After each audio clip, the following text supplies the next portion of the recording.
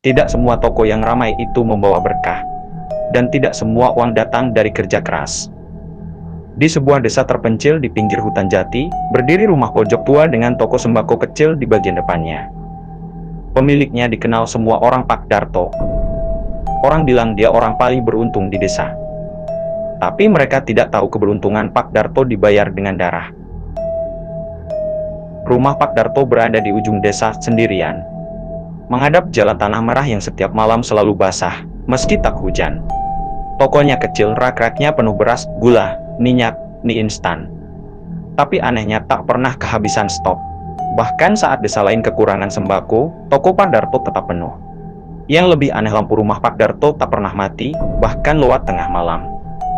Dan setiap malam Jumat Kliwon, tetangga sering mencium bau anyir. Bukan bau bangkai tapi bau darah segar. Kehidupan Pak Darto sebelum kaya dulu. Pak Darto bukan siapa-siapa. Ia hanya buruh angkut di pasar kecamatan. Hidupnya susah. Istrinya, Bu Rukmini, sering sakit. Anaknya satu-satunya meninggal saat masih kecil. Sejak itu Pak Darto berubah, pendiam, tatapannya kosong. Suatu malam, saat hujan turun deras, Pak Darto menghilang ke arah hutan. Tak ada yang tahu kemana dia pergi. Dia baru kembali 3 hari kemudian, dengan wajah pucat dan kuku-kuku jarinya menghitam seperti terbakar. Di belakang rumah Pak Darto ada sumur tua, sudah lama ditutup papan. Malam pertama setelah kepulangannya dari hutan, Pak Darto menggali kembali sumur itu. Ia turun sendiri tanpa lampu, tanpa tali pengaman. Menurut pengakuannya kelak yang didengar orang sebelum mati, di dasar sumur itu ada yang menunggunya. Bukan jin biasa, bukan tuyul, tapi makhluk tinggi kurus, berkulit hitam mengkilap, dengan mulut sobek sampai telinga. Makhluk itu berkata dengan suara berlapis, "Aku akan memberimu kekayaan, tapi setiap bulan, aku ingin daging manusia segar, dari orang yang mengenalmu." Pak Darto setuju tanpa ragu. Seminggu setelah itu, Pak Darto membuka toko sembako. Aneh tapi nyata, orang-orang selalu datang. Uang mengalir deras, namun sejak itu, orang-orang mulai menghilang. Tetangga dekatnya, saudara jauh, orang-orang yang sering mampir ke rumah Pak Darto. Mereka terakhir terlihat masuk ke toko Pak Darto, dan tak pernah keluar. Tumbal pertama adalah keponakan Pak Darto sendiri. Malam itu, Pak Darto mengunci pintu rumah. Ia menyeret korban ke belakang. Di dekat sumur, makhluk itu muncul dari kegelapan. Tangannya panjang, kukunya menancap ke dada korban. Korban masih hidup saat daging pahanya dikoyak. Ceritanya, ditelan suara hujan, darah mengalir ke dalam sumur. Dan dari dalam tanah terdengar suara tawa puas. Sejak malam itu uang Pak Darto tak pernah habis. Tapi pesugihan tak pernah gratis. Pak Darto mulai mendengar suara setiap malam. Bisikan dari bawah lantai toko, "Aku lapar." Bu Rukmini mulai kerasukan. Ia sering menangis sambil memakan tanah. Lidahnya menghitam, dan yang paling mengerikan, Pak Darto mulai menikmati ritual tumbal itu. Ia tak lagi ragu, tak lagi menyesal. Seorang pemuda bernama Arga, pendatang baru di desa, mulai curiga pada toko Pak Darto, dan malam itu, Arga melihat sesuatu bergerak di dalam sumur. Arga bukan orang sembarangan. Ia datang ke desa itu untuk mencari adiknya, Rina, yang hilang sebulan lalu. Jejak terakhir Rina tercatat di toko sembako Pak Darto. Malam itu Arga berdiri di depan toko, lampu masih menyala, meski jam sudah lewat tengah malam. Dan dari dalam terdengar suara seperti sesuatu diseret di lantai. Bukan karung beras, bukan peti, tapi sesuatu yang masih hidup. Arga memberanikan diri masuk ke toko keesokan harinya. Saat Pak Darto membungkuk mengambil beras, Arga melihat sesuatu yang membuat bulu kuduknya berdiri. Lantai toko sedikit naik turun seperti dada orang bernafas. Dan saat ia menginjaknya, lantai itu terasa hangat dan lembek. Malamnya, Arga bermimpi buruk. Ia melihat banyak wajah menempel di bawah lantai toko. Mulut mereka dijahiti, mata mereka terbuka, menangis darah. Istri yang jadi tumbal hidup Bu Rukmini tak lagi bisa disebut manusia. Setiap malam Jumat, tubuhnya kaku, matanya memutar ke belakang. Mulutnya berbicara dengan suara yang bukan suaranya sendiri. Ia sering duduk di depan sumur menggaruk-garuk tanah sampai kukunya copot. Daging jarinya mengelupas, tapi ia tidak merasa sakit. Pak Darto tahu satu halaman malam itu makhluk itu mulai mengambil yang paling dekat dengannya. Tumbal berikutnya adalah Pak Wiryo, tetangga yang paling sering berutang di toko. Pak Darto mengajaknya minum kopi malam-malam. Saat Pak Wiryo lengah cerak, lehernya dipatahkan setengah. Tidak sampai mati, dia diseret hidup-hidup ke sumur. Makhluk itu muncul, mulutnya membuka lebih lebar dari seharusnya. Pak Wiryo masih sadar saat perutnya dibelah perlahan. Isi perutnya ditarik keluar dan dijatuhkan ke sumur satu persatu. Ceritanya berubah jadi gargel darah, dan Pak Darto tersenyum. Sejak tumbal kedua, toko Pak Darto makin gila. Wong selalu basah, jika dicium bau amisnya tak pernah hilang. Anak-anak desa mulai sakit mimpi buruk masal. Mereka bermimpi ditarik tangan hitam dari kolong tempat tidur. Para orang tua mulai sadar ini bukan rezeki, ini wabah. Arga menyusup ke rumah Pak Darto saat hujan deras. Dia membuka papan sumur, dan dari dalam, ia melihat tumpukan mayat setengah utuh. Beberapa masih bergeraki, yang paling mengerikan. Arga melihat Rina, adiknya, tubuhnya tinggal separuh.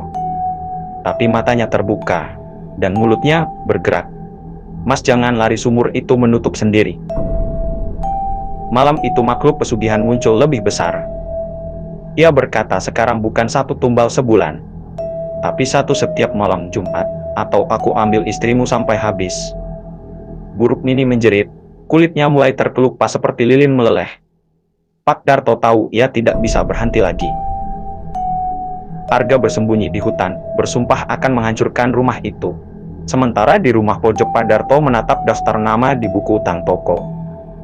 Satu persatu akan jadi tumbal, dan di kejauhan terdengar suara. Darah akan membanjiri desa. Ketika tumbal tak lagi cukup, iblis tak akan berhenti pada satu rumah. Ia akan meminta satu desa. Malam Jumat Kliwon itu terasa aneh sejak maghrib.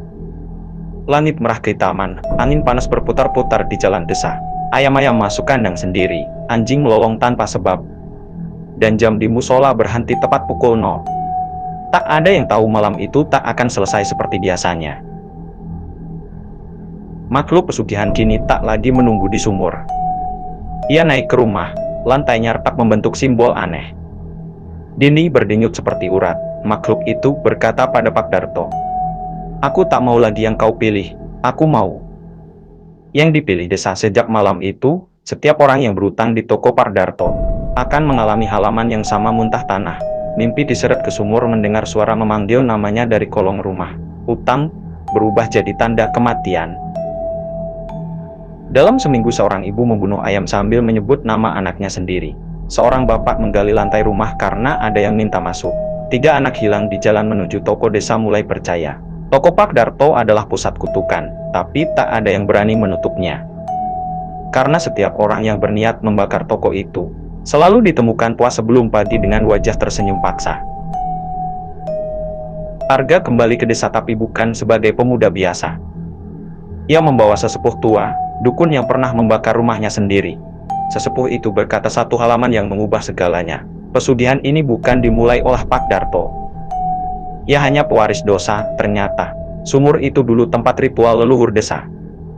Ia gagal diselesaikan puluhan tahun lalu. Dan sekarang makhluk itu menuntut pelunasan penuh. Buruk Mini tak lagi berbicara sebagai manusia. Tubuhnya kurus seperti cangkang, matanya hitam penuh. Ia berdiri di tengah desa dan berkata dengan suara berlapis, "Kalian semua pernah mengambil, sekarang giliran mengembalikan." Tanah di sekitar sumur amblas sedikit demi sedikit. Rumah-rumah retak, air sumur berubah merah kecoklatan. Dan dari dalam tanah terdengar ratapan ratusan suara. Makhluk pesugihan akhirnya menampakkan wujud di penuhnya. Bayangannya menutup setengah desa. Bukan satu wajah, tapi wajah semua korban yang pernah diambil. Ia memberi pilihan satu orang yang paling bersalah. Atau separuh desa. Malam ini, semua mata mengarah ke Pak Darto. Pak Darto menangis. Bukan karena menyesal, tapi karena tak ingin mati miskin kembali. Dan disitulah Arga sadar Pak Darto tak akan berhenti. Arga mengikat Pak Darto di depan sumur. Desa berkumpul. Tak ada yang berani bicara. Makhluk itu tertawa. Bukan dia saja tapi semua yang membiarkannya. Tanah mulai terbuka, tidak semua dosa bisa ditebus dengan kematian. Ada yang harus dibayar dengan terus hidup di dalam kutukan. Tali yang mengikat Pak Darto bergetar sendiri. Tanah di sekitar sumur mereka seperti bibir. Dari dalam kegelapan keluar bau amis yang membuat orang muntah di tempat. Makhluk itu muncul penuh bukan lagi bayangan, tapi wujud utuh dari dendam puluhan tahun. Ia berkata, "Kau datang sendiri, Darto. Tapi dosamu datang membawa satu desa." Pak Darto menjerit memohon, ia bersumpah akan memberi lebih banyak tumbal. Lebih sering, lebih kejam. Makhluk itu tertawa. Saat desa menunggu keputusan, buruk Nini melangkah maju. Kulitnya pecah-pecah seperti tanah kering. Matanya kosong, dengan suara yang bukan lagi miliknya. Ia berkata, "Perjanjian lama harus ditutup, dan kuncinya adalah darah keluarga." Ia menunjuk Pak Darto. Lalu, ia membuka perutnya sendiri, dan menjatuhkan jimat pesugihan. Benda terakhir yang mengikat makhluk itu ke dunia manusia. Sumur mengaum, tanah bergetar. Hukuman Pak Darto, makhluk itu akhirnya memilih. Bukan kematian cepat, bukan lenyap. Pak Darto ditelan hidup-hidup oleh sumur, tapi tidak mati. Ia berubah, tubuhnya memanjang, kulitnya menghitam, matanya menyatu dengan kegelapan. Makhluk itu berkata, "Mulai malam ini, kau bukan pemilik toko, kau adalah penjaganya." Jeritan Pak Darto berubah jadi tawa tercekik. Ia akan terdengar setiap malam Jumat Kliwon. Tanah menutup kembali, sumur menyempiti, tapi separuh desa hilang. Bukan mati, bukan pergi. Rumah-rumah mereka kosong seolah tak pernah ada penghuninya. Anak-anak yang selamat tak bisa bicara. Hanya menggambar rumah pojok dan mata di bawah tanah. Toko sembako itu menghilang keesokan paginya. Tinggal tanah merah dan bau yang tak pernah hilang.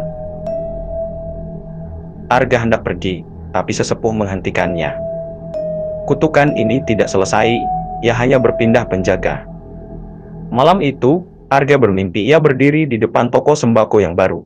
Namanya tertulis jelas di papan kayu, Toko Sembako Arga. Dari dalam tanah terdengar suara yang ia kenal. "Aku lapar." Penduduk desa yang selamat bersumpah tak akan pernah lagi bicara soal rumah pojok. Tapi setiap ada toko sembako baru di desa manapun, yang selalu ramai, yang tak pernah kehabisan stok, orang-orang tua akan berbisik, "Kalau kau mencium bau darah, segera pergi, karena Pak Darto tidak pernah benar-benar mati."